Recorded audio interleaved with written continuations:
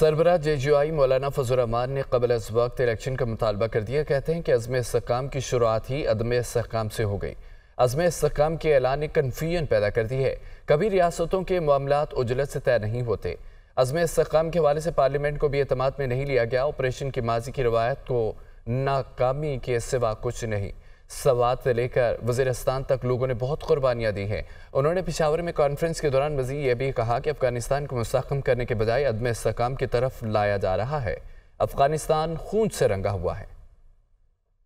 जिसको आप हुकूमत कहते हैं, मैं उसको हुकूमत कहता नहीं। अब वो मुद्दत पूरे करे भी तो मेरे नज़दीक मुद्दत नहीं है, न पूरी करे तो मैं तो दोबारा इलेक्शन चाहता हूँ। दोबारा आवाम को हक दिया जाए कि वो असरनौ मैंडेट तो तय करे। एपेक्स कमेटी ने अनाउंस किया, क्या उसमें कन्फ्यूजन थी कि प्राइम मिनिस्टर हाउस से नई वजाहत जारी करनी पड़ी? क्या खुद इदारे के अंदर भी मुख्तलिफ अतराफ से आरा ली गई थी? काफ़ी सवालात हैं, अगर इसने कन्फ्यूजन पैदा कर दी है। और ये जो अज़्म इस्तेहकाम है, इसका बिस्मिल्लाह ही अज़्म इस्तेहकाम से हो गई। दौरान इद्दत निगाह केस में बानी PTI बुशरा बीबी की सजा बरकरार है। इस्लामाबाद की मुकामी अदालत ने सजा मुअत्तल करने और जमानत पर रिहाई की दरख्वास्तें मुस्तरद कर दी हैं। तहरीक इंसाफ का फैसले को हाई कोर्ट में चैलेंज करने का ऐलान।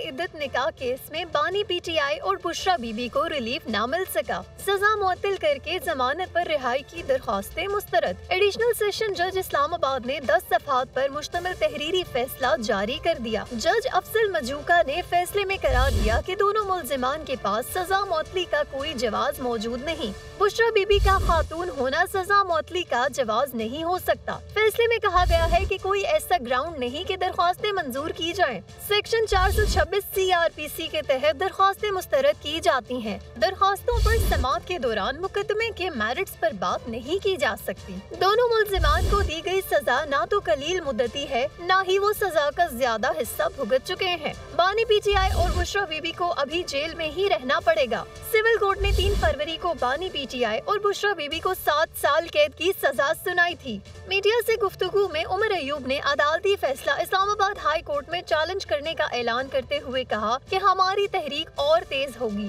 बानी PTI की रिहाई तक किसी से बात नहीं होगी। फैसले से कबल ही तहरीक इंसाफ की खवातीन समेत कारकुनान की बड़ी तादाद अदालत के बाहर पहुँच गयी।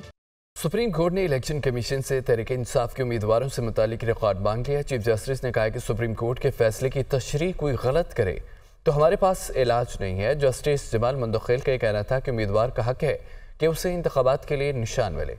जस्टिस मुनीब अख्तर ने रिमार्क किया कि सुप्रीम कोर्ट ने ऐसा नहीं कहा कि तहरीक इंसाफ को इंतखाबात से बाहर कर दें। सुन्नी इत्तेहाद काउंसिल की मखसूस नशिस्तों से मुतालिक दरख्वास्त पर समाअत। सुप्रीम कोर्ट ने इलेक्शन कमीशन से तहरीक इंसाफ के उम्मीदवारों का रिकॉर्ड मांग लिया। केस की समाअत 1 जुलाई तक मुलतवी। 13 रुकनी फुल कोर्ट के रूबरू समाअत के मौके पर इलेक्शन कमीशन के वकील ने दलाल में कहा कि सरबराह सुन्नी इत्तेहाद काउंसिल हामिद रजा को उनकी दरख्वास्त पर टावर का निशान दिया गया। चीफ जस्टिस ने पूछा कि सर्टिफिकेट PTI नजरियाती और डिक्लेरेशन मनसूख PTI का करें तो कानून क्या कहता है? हमें उम्मीदवार की सियासी वाबस्तगी के बारे में बताएं। सिकंदर बशीर ने जवाब दिया कि अगर डिक्लेरेशन और सियासी वाबस्तगी मैच ना हो तो उम्मीदवार आजाद होता है। चीफ जस्टिस ने कहा कि निशान से कंफ्यूज ना करें। इलेक्शन कमीशन उम्मीदवार की हैसियत तब्दील कर रहा है। जिस पार्टी का सर्टिफिकेट लाया जा रहा है उसी पार्टी के उम्मीदवार को तस्वर क्यों नहीं किया जा रहा? सुप्रीम कोर्ट के फैसले से तशरीह कोई गलत करे तो हमारे पास इलाज नहीं। जस्टिस मुनीब अख्तर ने कहा कि इलेक्शन कमीशन ने तहरीक इंसाफ को कहा कि आपको निशान नहीं मिलेगा। सुप्रीम कोर्ट ने इलेक्शन कमीशन का फैसला बरकरार रखा, लेकिन सुप्रीम कोर्ट ने ऐसा नहीं कहा कि तहरीक इंसाफ को इंतखाबात से बाहर कर दें। जस्टिस जमाल मंदोखेल ने कहा कि उम्मीदवार का हक है कि उसे इंतखाबात के लिए निशान मिले। दौरान समाअत साबिक सदर आरिफ अलवी का जिक्र भी हुआ। चीफ जस्टिस ने कहा कि अगर माजी का रिकॉर्ड देखें तो आरिफ अलवी इंतखाबात ना कराते। आरिफ अलवी PTI के होकर इंतखाबात की क्यों तारीख नहीं दे रहे थे? वज़ीर ख़ज़ाना मोहम्मद औरंगज़ेब की ज़ेर सदारत काबीना की इक़्तिसादी राब्ता कमेटी का इजलास। इसी इजलास में पेंशन फंड के क़याम की उसूली मंजूरी दी गई। पेंशन स्कीम में तरमीम की भी मंजूरी दे दी गई है। नए सरकारी मुलाजमीन के लिए नई पेंशन स्कीम का इतलाक 1 जुलाई 2024 से होगा। ओलंपियन अरशद नदीम के लिए 25 लाख रुपए इनाम की मंजूरी दी गई है। वज़ारत ख़ज़ाना के मुताबिक पुलिस और स्क्रीनिंग टेस्ट के लिए 2 करोड़ 91 लाख फंड्स की मंजूरी दी गई है। इस्लामाबाद पुलिस के पेट्रोल चार्जेस के लिए 13 करोड़ की ग्रांट मंजूर की गई है, जबकि वजारत हवाबाजी के मुलाजमीन के अखराजात के लिए 60 करोड़ 70 लाख ग्रांट मंजूर की गई है। यूनिवर्सल सर्विस फंड को 11 अरब से ज़ायद के फंड्स वापस करने की मंजूरी दी गई है। वजारत रेलवे के ज़ेर-ए-इल्तबा वाजिबात के लिए 2 अरब रुपए की ग्रांट मंजूर की गई है। FBR के मुख्तलिफ सूबों के लिए 4 अरब 22 करोड़ रुपए की ग्रांट मंजूर की गई है।